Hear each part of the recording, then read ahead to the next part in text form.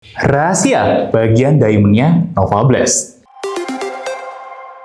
Halo guys, Dimas di sini dan kita bakal balik lagi bahas Nova Blast dan kali ini yang ke-6 ya. Kalau kita rewind 4, 5 gitu ya, selalu menjadi Nova Blast yang menarik untuk kita kulitin. Tapi ada satu pola yang selalu berulang. Kalau teman-teman perhatiin ya, obrolan-obrolan orang itu suka banyak yang kasih testimoni. Gua kalau mendarat di bagian diamondnya, di bagian sini, kok rasanya energy return-nya lebih ya. Nah, kalau gue harus akuin, di Nova Blast sebelum-sebelumnya itu tidak ada yang rilis spesial. Tapi, gue punya kecurigaan, di seri sebelumnya, geometrinya ada hal menariknya. Tapi, beda soal kalau kita ngomongin Nova Blast 6 ini. Jadi ceritanya, waktu gue main-main ke starting line kemarin, gue notice hal menarik ya. Karena gue lihat ada Nova Blast 6 warna black ya, di ukuran yang gede, tentu saja. Dan gue lihat bagian bawahnya kali ini beda. Buat kalian yang penasaran juga, saran gue cepet-cepet ke starting line karena di sana kalian bisa try on sepatunya dan bahkan bisa beli juga. Atau kalian bisa nonton sampai habis videonya biar tahu ada rahasia apa di balik diamondnya Nova Blast 6 ini. Langsung aja kali ya, kita gas bedah sepatunya.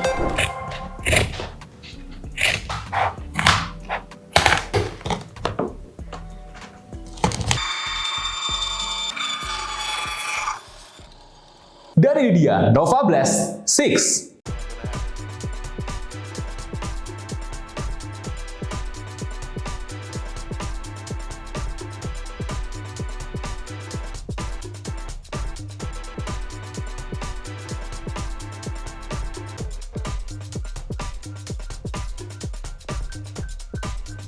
Oke, kayak biasa kita akan bahas dari layer paling atas dulu yaitu uppernya. Nah, di sini kalau kalian notice tidak ada TPU film, ada mungkin sedikit ya, hanya untuk memperkuat bagian ini ya, lubang untuk lace-nya. Sisanya itu ya nggak ada, cuma di situ doang. Kita disuguhkan oleh engineered woven mesh yang apa ya, jujur kerasanya kokoh banget sih. Dibilang premium, mungkin kalau hand feel-nya ada yang jauh lebih premium lagi. Tapi menurut gue ini udah cukup menarik. Kalau kita lihat ke belakang, sebenarnya Trabuco 14 pun pakai hal yang mirip-mirip di uppernya. Nah, jadi kita punya ekspektasi tinggi soal durabilitasnya. Nah, di sini kita menemukan dengan ketebalan sekitar 8-10 mm di engineered woven mesh ini ternyata udah cukup kuat dan bahkan beberapa area itu yang kelihatannya ya ini bakal agak berbahaya, ini udah di reinforce, ditambahin tebelnya. Nah, mungkin kita balik dulu biar kelihatan ya.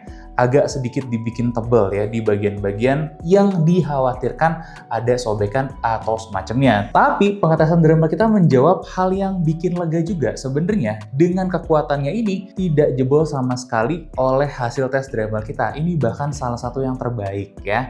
Seperti biasa tidak mengecewakan untuk kekuatan uppernya Essex. Bukan lo dong ya. Kalau kita lihat ke dalam ini ada tangnya, dia gazetted ya. Nah, ini udah ala-ala sepatu running modern yang pakai bahan kayak gini. Nah, terus kita lihat lagi ke bagian dalamnya, liningnya. Liningnya ini kalau penglihatan gua itu pakai bahan tricot dan agak berbeda memang dibandingkan seri-seri sebelumnya. Dan kebetulan penemuan kita dia tidak setahan itu. Ada apa nih? Ini berkurang sih durabilitasnya sejujurnya, tapi tidak signifikan karena jebolnya itu baru di detik 8, udah akhir-akhir memang. Sisanya menurut gua uppernya ini sebenarnya bagus-bagus aja. Untuk breathability itu bagus meskipun si mesh-nya ini sangat rapat ya teman-teman ya. Tapi kalau kalian perhatiin memang masih ada lubang-lubang ventilasinya untuk kita breathable. Pengalaman gue sendiri pun pakai di siang hari itu tidak terlalu kepanasan. Everything's fine sih kalau menurut gue, dan ratingnya untuk A1 yaitu uppernya itu kita berikan di 8,2 dari 10. Oke, kita masuk ke bagian midsole dan insole-nya ya teman-teman di layer A2.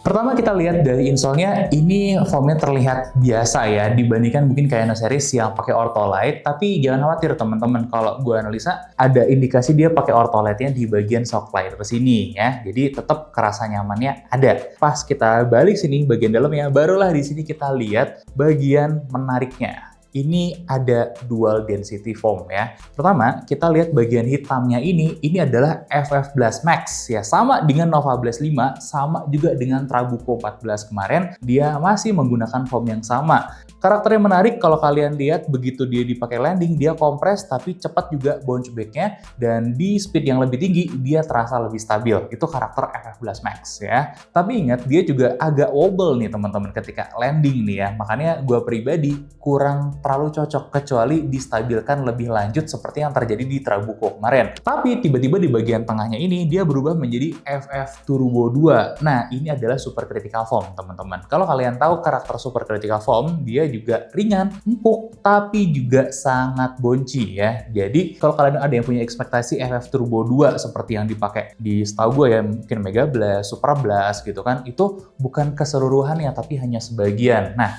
ini ada fungsi dan tujuannya. Kalau fungsi yang paling jelas kelihatan adalah nge-cut budget, jelas ya teman-teman. Yang kedua, ini kalau kita lihat, sebenarnya buat kebanyakan user Nova Blast, belum tentu mereka semua butuh foam ini secara keseluruhan ya. Kenapa? Karena karakter itu agak liar sebenarnya, dan Nova Blast itu kan buat berbagai macam kalangan, bukan buat yang ngebut doang, tapi juga teman-teman recreational runner yang baru mulai lari, atau pace-nya atau speed-nya belum terlalu tinggi, dan mungkin otot-otot kakinya belum terlalu kuat. Makanya penggunaan super critical foam secara keseluruhan itu bukan ide yang bijak sebetulnya, dan gue mengerti dan memahami kenapa digunakannya seperti ini, tapi nanti kita akan bahas lebih lanjut ya di bagian layer-layer selanjutnya.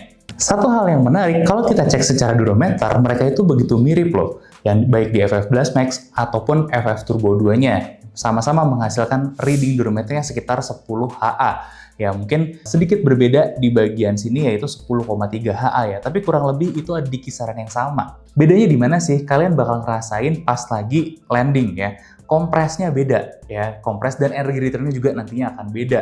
Karena gimana pun ini adalah foam yang berbeda. Satu hal yang gue notice lagi adalah stack-nya kerasa tinggi. Ini yang gue pegang ada di size 46. Kebetulan stack belakangnya itu 44,6 mm. Sedangkan stack depannya 34,3 mm yang menghasilkan kurang lebih heel to toe drop-nya itu 10 mm. Agak tinggi juga ya. Ini juga yang gue rasakan gitu ya. Kalau memang harus di-compare, gue kan pakai yang Nova Blast 4, Nova Blast 5. Ini kerasa lebih tinggi daripada Nova Blast sebelum-sebelumnya. Cuman secara heel to toe drop masih agak mirip-mirip aja, meskipun harus gue akuin dari reading-reading sebelumnya, ini tuh terbilang sedikit lebih tinggi loh daripada Nova Blast 4 dan 5. Menarik ya? Nah, kalau kita balik lagi sedikit, kita menggunakan test drop ball untuk measure ya seberapa bonci si kedua foam ini. Yang pertama, kalau si FF Blast Max-nya ini kita mendapatkan 55,4% ya untuk bounce rate-nya. Sedangkan di bagian FF Turbo 2-nya kita mendapatkan bounce rate-nya itu 69, sekian persen ya. Jadi signifikan banget tingginya. Itu seperti yang sudah gue bahas tadi ya. Jadi empuk, mirip, belum tentu nanti bounce-nya akan berbeda. Nah, makanya kalau kalian landing dengan tumit ya versus di bola-bola kaki atau di bagian forefoot, kalian akan kerasa sekali bedanya penggunaan Nova Blast ini. Ini pun menjawab rahasia dari diamond Nova Blast ini. Ternyata area diamondnya ini ketika diinjak memang akan memberikan energy return yang lebih baik karena hasil tes kita pun seperti itu. Mengingat ini adalah material super critical foam ya, yang memang secara bawaannya pun energy return-nya sudah jauh lebih baik daripada foam-foam yang lain. Nah, di sini kita berikan rating 8,5 dari 10 untuk layer A2 atau midsole-nya. Oke, kita lanjut ke layer A3 yaitu outsole-nya. Nah, di sini sudah menggunakan Asics Grip ya, yang sudah paling upgrade tentunya. Kita menemukan kalau rata-rata tebalnya itu 2,9 mm dan dengan tes Dremel kita mendapatkan kalau dia berkurang sekitar 1,6 mm. Jadi ini sudah termasuk hasil yang top tier ya dari pengetesan kita secara benchmarking ke 300 sepatu yang sudah pernah kita potong sebelumnya. Nah, ini menarik teman-teman ya. Jadi Nova Blast ini tambah kuat lagi outsole-nya. Dan kalau boleh sih gue kasih rating 9 dari 10. Kenapa? Karena ada tambahan lagi, gripnya ini makin baik di berbagai macam permukaan. Bahkan permukaan basah atau setelah kita pakai pun gripnya masih tetap baik-baik aja. Baik itu permukaan licin, kering, dan permukaan basah licin ya. Oke, berarti layer A ini kita akan berikan rating 8,57 ya. Mari kita move on ke layer selanjutnya, yaitu layer B, di mana kita kali ini akan bahas dari segi konstruksinya ya. Pertama, kalau kita ngomongin panel-panel ini sih sebenarnya aman banget, dan kalau kalian ngelihat dari lemnya ini juga aman banget. Nah, satu hal menarik teman-teman ya, case kita jarang ambil Asics yang warna hitam, tapi khusus kali ini gue pengen bahas. Kenapa? Karena kalian akan ngelihat beberapa part itu kelihatan lemnya tuh agak lebih. Nah, tapi bukan nggak rapih, bukan bleber teman-teman. Setelah kita ngobrol juga dengan beberapa teman-teman produksian, untuk beberapa sepatu memang disengaja ini tuh untuk memberikan kekuatan yang lebih. Dan kelebihannya nih ya, kalau lemnya ini agak naik ke atas, mungkin gue bisa liatin di bagian belakang sini kali ya. Dia itu bener-bener menjaga biar tidak ada sela sama sekali antara upper dan midsole-nya. Kemudian ada lebih juga di atasnya, itu mencegah air bisa masuk ke sela-sela ininya. Jadi justru untuk extra protection ya.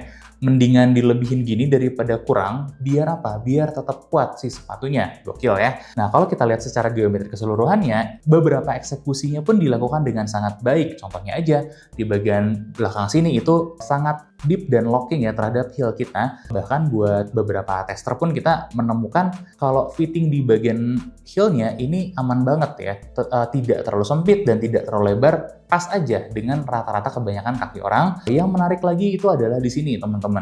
Dengan density yang berbeda, tidak terjadi fault sama sekali. Dan gue mau kasih gambaran sebenarnya si supercritical foam ini ya, itu ditaruhnya di tengah-tengah. Jadi bagian luar itu FF Blast Max. Nah, baru di sekitaran sini ya, ini pakai supercritical foam-nya dan dia adanya di tengah-tengah sini. Dan bondingnya itu sangat baik sekali. Thumbs up buat Asics. Jadi buat layer B ini kita berikan rating 8 dari 10. Nah, kita masuk ke layer selanjutnya ya. Oke, di layer C ini termasuk agak ribet, tapi gue kasih setidaknya 2-3 summary paling penting aja ya. Nah, secara geometri teman-teman sepatu ini memang agak sedikit tinggi ke belakang ya teman-teman. Terus kalau gue lihat secara geometrinya, bisa kalau kalian mau heel strike tapi tidak di-adjust untuk mengoptimasi heel strike. Karena secara jelas Asics itu memperlihatkan kalau mereka utilize si sepatu ini untuk yang midfoot strike atau forefoot strike masih bisa juga dengan penggunaan foam yang paling tinggi energi returnnya justru adanya di sini. Gak cuma itu aja, geometrinya juga di-adjust biar sangat-sangat enak ya teman-teman. Kalau pernah ngerasain, ini sepatunya itu bisa dengan mudah membantu kita take off karena rockernya yang sebenarnya cukup agresif di sini, tapi kemiringannya itu dibikin dengan smooth sekali sampai tidak terlalu agresif. Meskipun tetap harus diakuin ini membantu dan kerasa banget gitu ya untuk membuat lebih cepat mendarat di sini.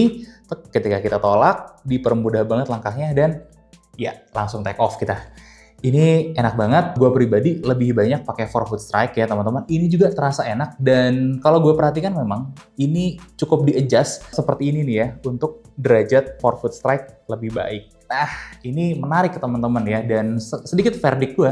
Sebenarnya ini bener-bener sepatu all-rounder banget mulai dari daily, tempo, sampai nanti kalian pakai buat race day pun harusnya masih bisa. Dan menurut gue rating yang paling pas untuk layer C ini adalah 8,25 dari 10. Oke, kita lewatin sedikit dulu. Gue mau kasih sedikit insight kalau sepatu ini dipakai jalan seperti apa sih? Bisa teman-teman ya, tapi ada hal menarik. Kalau kalian pakai jalan, rasanya memang sepatu ini tidak benar-benar di-utilize sebagai sepatu jalan. Ya, makanya tester kita, Kak Dea, yang juga menjadi peser Pokali tahun ini, itu dia bilang, ya mendingan kita ngelihat sepatu ini sebagai sepatu lari aja, tapi bukan sebagai sepatu jalan. Gue pun setuju teman-teman ya, karena gue mencoba juga untuk jalan-jalan dengan sepatu ini, ya jujur bukan bounce-nya kerasa, tapi bukan itu yang gue cari pas lagi ngelangkah. Oke, rockernya membantu, tapi yang gue cari pas lagi jalan itu kan lebih stabil, cushion yang lebih support untuk jalan lama, yang ini sebenarnya bisa sih, tapi terlalu kerasa mantul-mantul saat dipakai jalan. Makanya ya, kita langsung coba perdalam sebagai sepatu larinya gimana sih.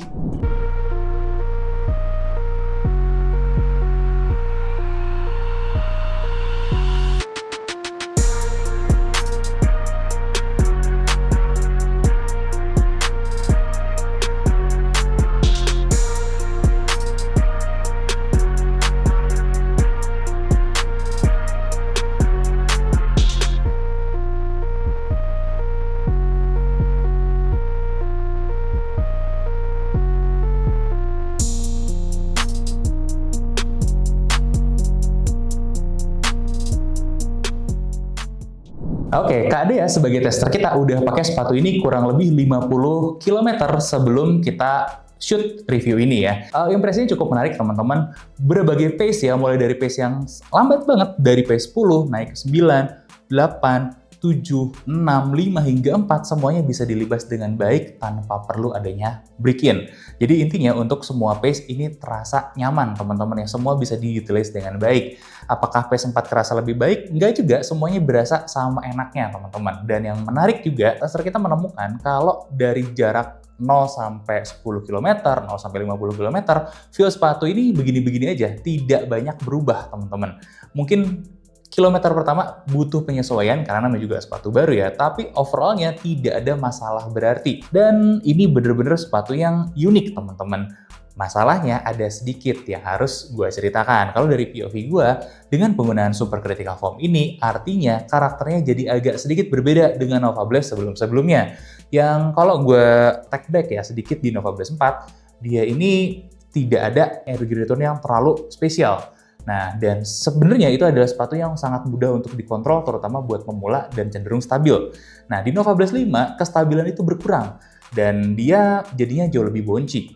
Nah, apa yang terjadi ketika kestabilan Nova Blast 5 itu dikurangin dan bounce-nya ditambahkan? Itulah Nova Blast 6. Makanya, gue tidak merekomendasikan kalian, terutama yang baru mulai lari banget, justru pakai ini. Kalau masih ada Nova Blast 5, nggak usah khawatir. Nova Blast 5 aja dulu ya, karena harganya juga miring banget.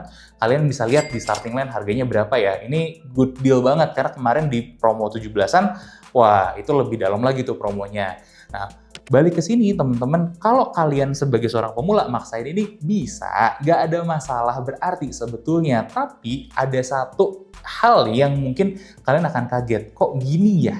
Kok begitu ya? Kontrolnya kok agak unik ya? Dan mungkin beberapa user yang masih pemula akan merasakan otot betisnya lebih ketarik dibandingkan kebanyakan sepatu daily trainer yang lain. Jadi mungkin kalau gue lihat, Asics ini memposisikan ya Nova Blast 4 itu pada awalnya untuk banyak sekali user ya, banyak sekali pelari pemula, tapi seiring dengan inovasi yang mereka temukan di Nova Blast 5 dan 6, mereka berasumsi user Nova Blast 5 dan 6 adalah user Nova Blast 4 yang sudah grow selama 2 tahun ke belakang, sehingga mereka butuh sepatu yang lebih bisa diajak kencang atau ngebut. Makanya timbullah inovasi-inovasi seperti yang kita lihat di Nova Blast 6 ini.